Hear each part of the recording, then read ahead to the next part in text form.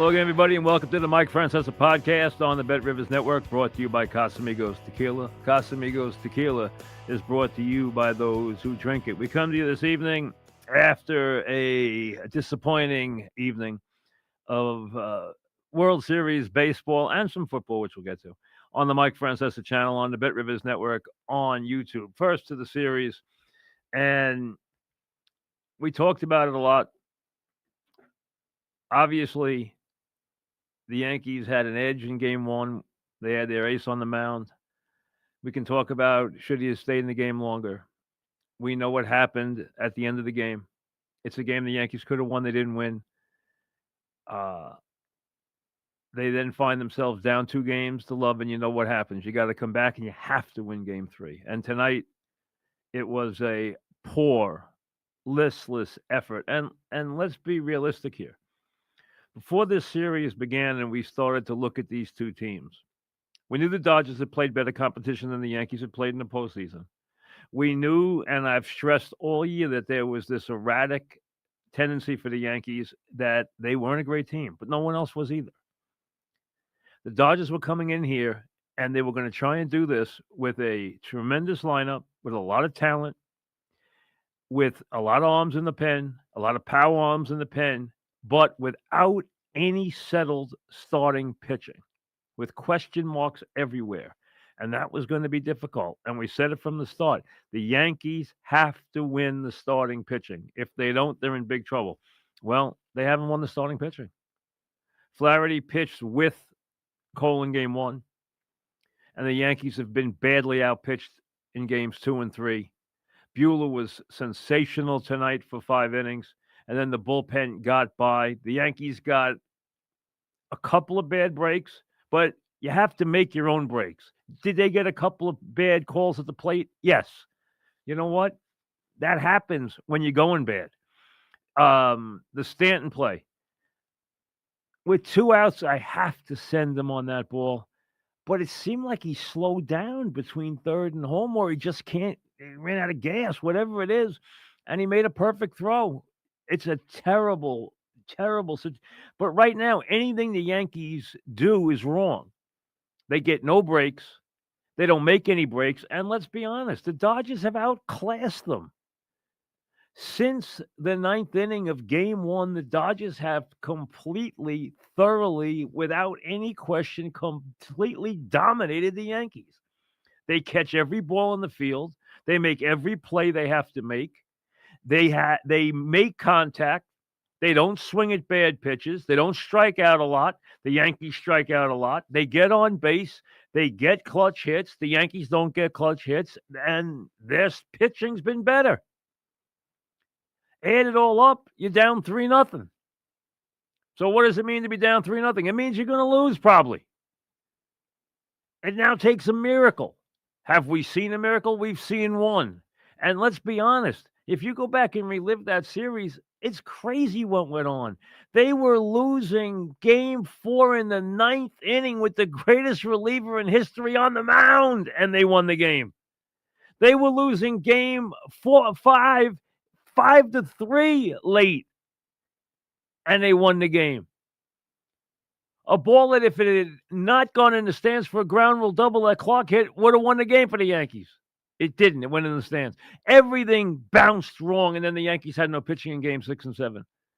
The odds on that happening again in a 7-game series are about 100 to 1, maybe more. Most likely the Yankees are going to lose this series, okay? It's going to take a miracle. You can't look at it like that anymore. You know how you look at it now? You want to show pride. You don't want to go down without a fight. You don't want to go down in your own building. Now you're playing to just save a little face, just to be a pain in the neck. And the only way you can do this is let's win an inning. And let's get a lead, and let's protect the lead. And then let's try and build on a lead, and then try to win a game. And if you win a game, you look up and you say, hey, we won a game, and now we got our best pitcher, our ace, on the mound with a pitching advantage in Game 5 in our building. Now let's fight to get back to LA. But you can't even think about Cole yet or Game 5 yet. You got to find a way to win Game 4. And right now that's going to be hard because they're better. And they think they're better. And they're playing better. And they got a hot hitter right now in Freddie Freeman who continues to hit home runs every game. 5 straight World Series games, he's hit a home run. That's an insane accomplishment. We all know what kind of player Freddie Freeman is. We also know he was on one leg. Now he's not on one leg anymore, clearly. We know how good he is. Ohtani's done very little in the series. Judge has done less. Is this going to be a hard, if it goes out tomorrow night and Judge goes 0 for 4 or 0 for 3 and strikes out again once or twice and the Yankees lose 3-2 tomorrow night, is it going to be a tough season for Judge? Yes, it's going to really take a lot of the pleasure out of going to collect trophies all winter. Because it's going to be, hey, but. Hey, what about but? Hey, can I ask you about this? It's going to kill his offseason. And then you look at it and say, what are the Yankees? What is Soto going to do? Is somebody going to come and steal him? Are they going to be the same team? Are they going to be a very different team? We know this year they weren't a great team. There were no great teams in baseball this year. The Dodgers struggled too. The Dodgers didn't have a lot of starting pitching, and the Dodgers had to go out and get reinforcements. And those reinforcements have made a difference. But they were good enough and smart enough to go out and get reinforcements, and rich enough to go out and get reinforcements. It's made a difference.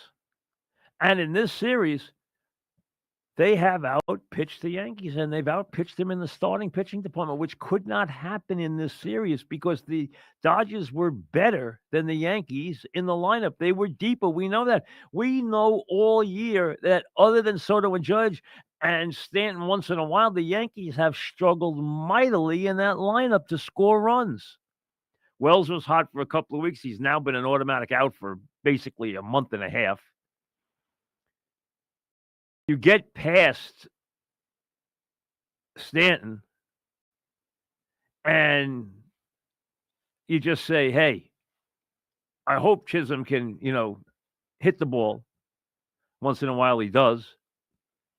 He hasn't been good in the postseason. We know he's got ability.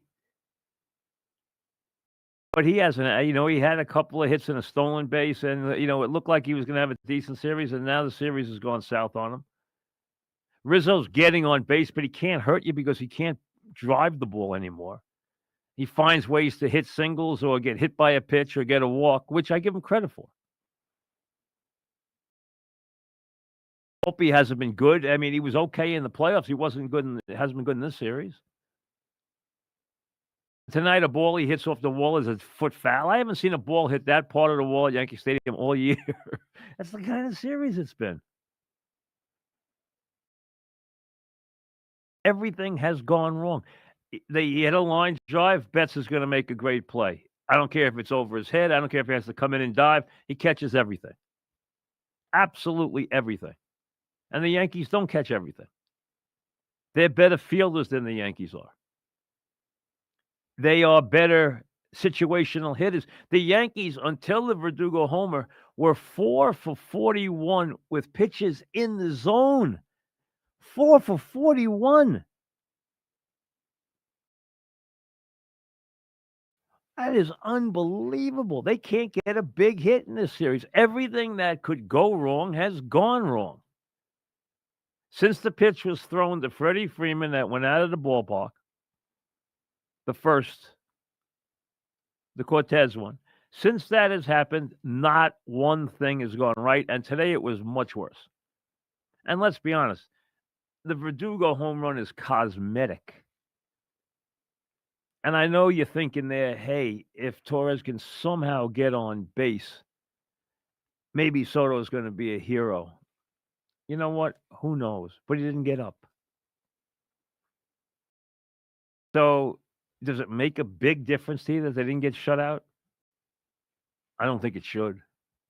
They were badly outplayed, and they've been outclassed. Let's be honest, they have. And all you can do now is you can't think about comebacks or miracles. All you can think about is let's win one game. Just that. Nothing more right now. And honestly, if you're actually the manager, you're talking about, guys, let's go out and get a lead. Let's go out to defend an inning with the lead. Let's get a lead and we'll try to build on it. And that's all they can do right now. These miracles are built one step at a time. You can't look at a miracle and say, hey, we're going to do this, then we're going to do that, then we're going to go to LA and do this, and we're going to do that. The odds on doing this are 100 to 1 against. It might even be more than that. It really might. It's happened once in the history of baseball. And it's never happened in the World Series, as we know. And like I said, think about what went on in games 4 and 5 in that series. In game 4, the Yankees took a lead into the 9th inning with Mariano on the mound. What are the odds that game was going to get tied up?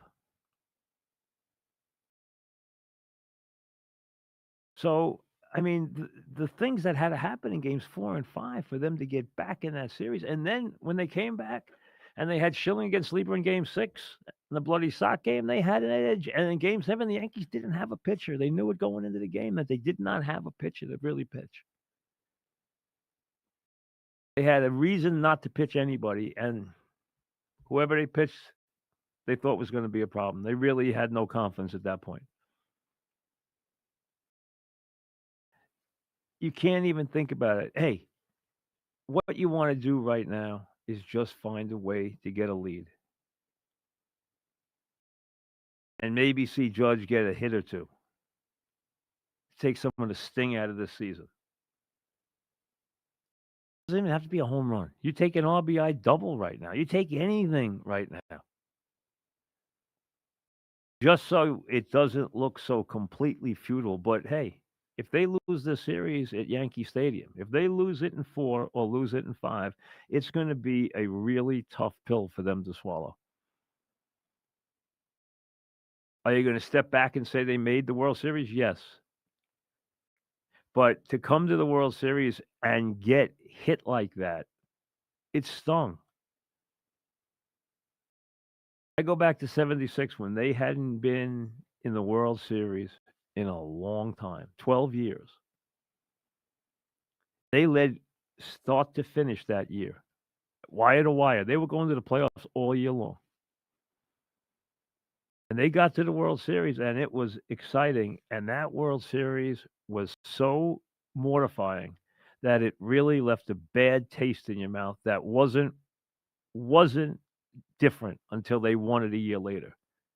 And I told you before, when they beat the Dodgers in 77, 78, I wanted the Reds because I wanted to pay them back for that embarrassment of 76. That 4-game sweep and the fact, the way they acted towards the Yankees. Now, the Dodgers aren't trying to rub the Yankees' nose in it or anything, and the Yankees are not in the same situation they were then. But the bottom line is, this is going to be a very tough pill for this team to swallow if they lose this thing in 4 straight. It really is. Or if they lose it at Yankee Stadium.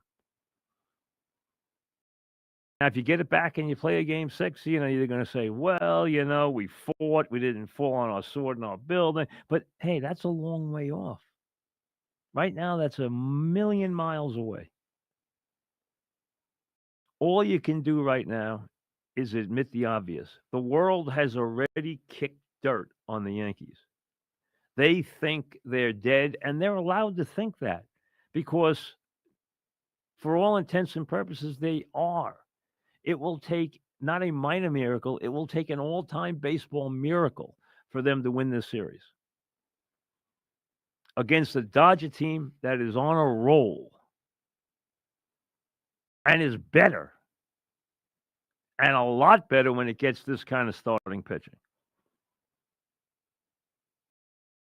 You looked at this series realistically and said, "Here are the Yankees, here are the Dodgers."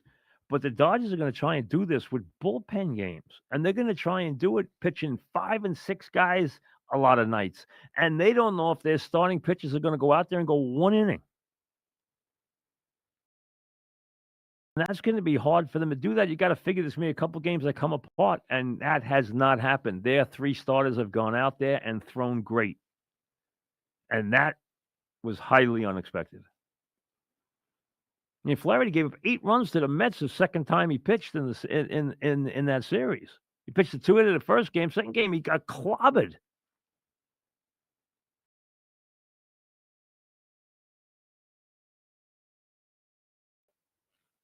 So that's all you can do right now. Is it tough? Yeah. Hey, listen, sitting there,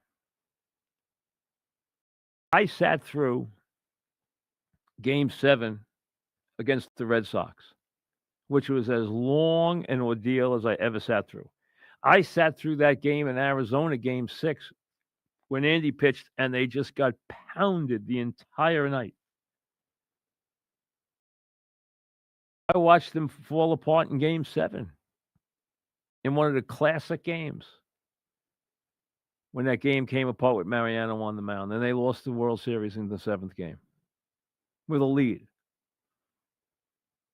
after the Soriano home run, which would have been remembered as one of the great home runs in Yankee history if they had won that series and that game. I sat in Yankee Stadium for Game 6 when Beckett pitched, and they never got a sniff that night. In a series none of us thought they could lose. So there are nights like this where you go there with all kinds of excitement, and you're all pumped up, and you're hoping for great things and everything else. You're looking for real World Series excitement and drama, and it lays an absolute egg. There's nothing there. It's just a dud. And that's what tonight was. Freeman hits a home run in the first inning, and the Yankees are battling to get a hit. It doesn't get any worse than that.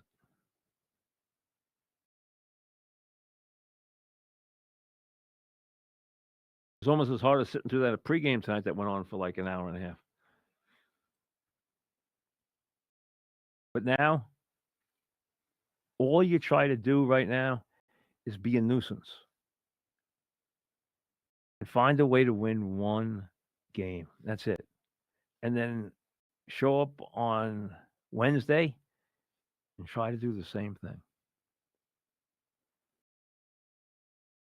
And then you can start to whisper, but you can't start whispering before you get on a plane to LA. You can't even think about it until you get on a plane to LA. And a plane to LA right now is a long way away. A long way away. History is not on their side. And right now, really, reality is not on their side because the Dodgers are playing a lot better baseball. A lot better baseball. They have outclassed the Yankees since since the ninth inning of Game 1. They have outclassed the Yankees in every way: offense, defense, pitching, you name it. They have outclassed them. And this Judge thing has gotten deeper and deeper and deeper. So that's all you can do. Now to the Giants for a minute.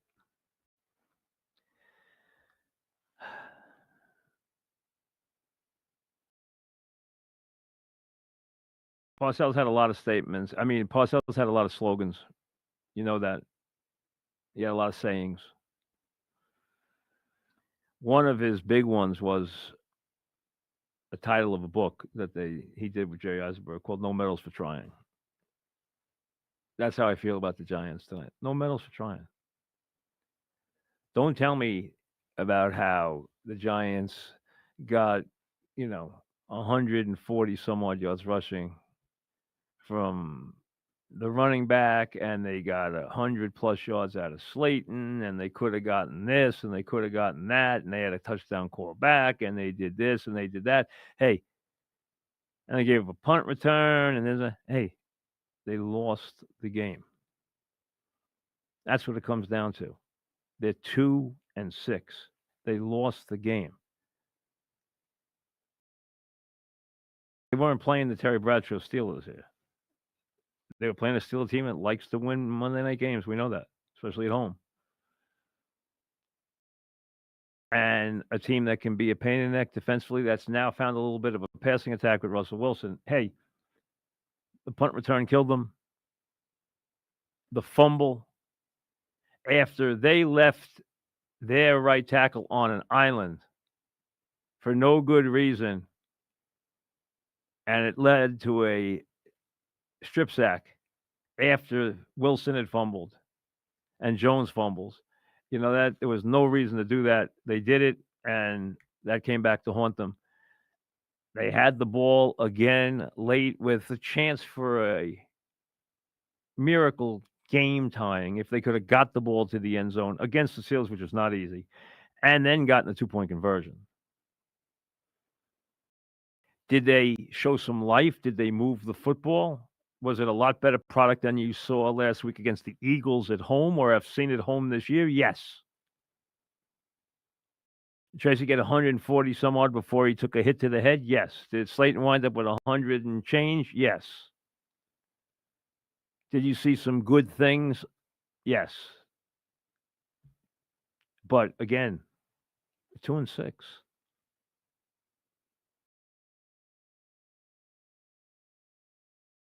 No moral victories, no medals for trying.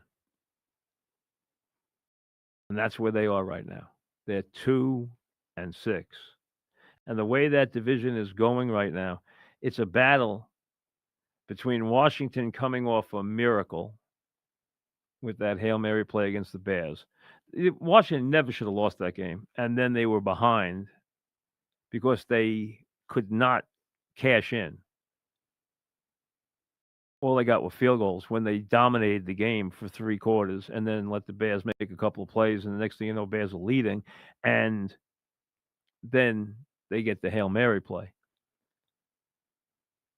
Are they as good as their record? Well, maybe they are. And the Eagles are starting to play better, starting to solve some of their issues. The Cowboys have plenty of issues, and they have a lot of issues on defense, too, with all these injuries coming off their loss against the Niners. And then you have the Giants. So you have the Giants at 2-6 and the Jets at 2-6. So it's a wonderful season again here in New York. Giants, you'd like them to be a little better. You'd like them to be a lot more productive offensively at home. They've played far better offense, dramatically far better offense on the road. But they're still 2-6. Getting ready to play Washington at home next week. And although there was some things you could, if you want to talk about, hey, there's some young players I think we can build with. Okay. You want to go that route? Go ahead. I want to talk about Tracy getting 145 on 20 carries. I want to talk about Slayton going 4 for 108. I want to, Davis. We should have got him the ball more than we did, but remember, it's against the Steelers, who can be tough in that regard. Still caught, 7 for 71, even though he was targeted like 9,000 times, 13 to be exact. They did get probably right around 400 yards, which for them is a ton, 394 against the Steelers. They gave up 400 and a punt return for a touchdown. But they still lost. And that's what it comes down to. They are still going nowhere this year. Nowhere. They are not going to play any meaningful games. All you're going to be thinking about is, what draft pick am I getting, and am I picking a quarterback next year? And what are the quarterbacks look like? That's all you're gonna hear about the Giants. And probably, are we gonna make any trades before the trading deadline, which is election day? So 1 week from tomorrow. Big day in the NFL. Big day, obviously, for America. Next Tuesday, November 5. Um, I could see the Giants making a couple of trades. They're not going anywhere this year. John's already given both his general manager and his head coach a vote of confidence. They're not going anywhere. They're going forward with this hierarchy. Are they going forward with this quarterback? I don't believe they want to. So, fortunately, as we look at a World Series that has probably slipped away, let's be honest, it slipped away. We don't have a football season. Football season's over before Halloween. And I understand it's only at the halfway point.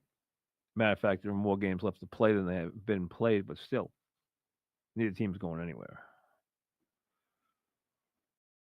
You know that. But was it a better effort? Hey, wasn't going to be hard to have a better effort than they had last week against the Eagles when they couldn't get a first down. Wasn't going to be difficult. That's how bad that one was. And at home this year, they have done absolutely nothing. And in comes a quarterback who, depending on what you believe, and may have been very much the object of their attention or their affection at times, but knowing that there was no way to get him last year. And he has been very good. A little banged up right now in the rib department, but he's been very good. And they're winning. They've turned that franchise around. And there's a lot of excitement there right now. And the Giants are very jealous of that. They should be. They'd love it to be them. It's not. They're 2-6. So we've had a couple of these nights where we had multiple games, and the Knicks lost to the Cavs, but that doesn't matter yet. The Cavs are going to be good though this year. Well, very well coached, very well coached, good team, very well coached. Knicks are not a finished product. They need better rim protection. They also have to learn each other a little bit, and they have no bench right now. So it's going to be a little bit of a time. So I'm not surprised they lost to the Cavs tonight, just as an aside. We'll see you tomorrow.